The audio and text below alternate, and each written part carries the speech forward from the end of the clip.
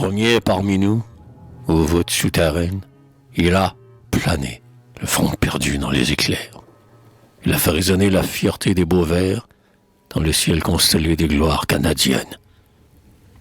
Et sur notre Parnasse, il reste le plus grand, par la forme énergique et la haute pensée, qui voltige, amplement limpide et cadencé, du frisson triomphal aux sanglots déchirants.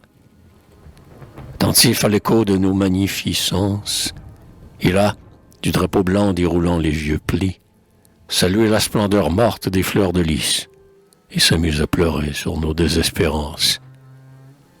Et comme avec l'épée altière des aïeux, il a taillé son œuvre à même notre drame.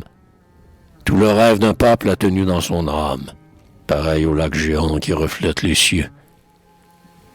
Plus tard, il s'est ému devant le tricolore, et tant de ces vaillants et fidèles soldats, dont l'amour filial ne se mesure pas aux teintes du drapeau que la patrie arbore. Les siècles de son nom devront se souvenir, si la fatalité nous ravit à la gloire. Il fait revivre en nous les grandeurs de l'histoire, et nous vivrons par lui dans l'immense avenir.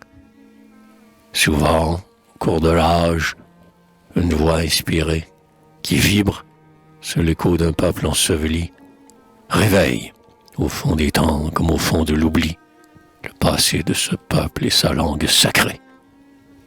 Nous l'aimons pour les chants auxquels il préluda, pour le verbe qui vit quand meurent les empires.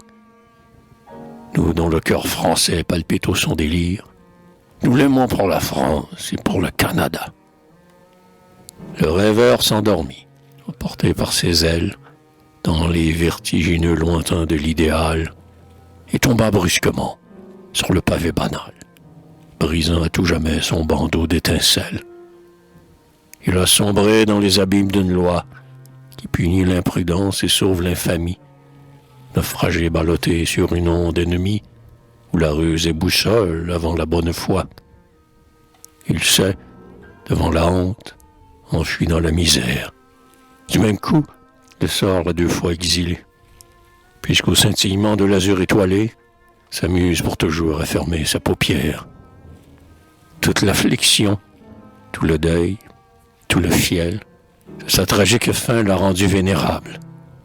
Non moins que le génie au souffle impérissable, la profonde douleur l'a rapproché du ciel.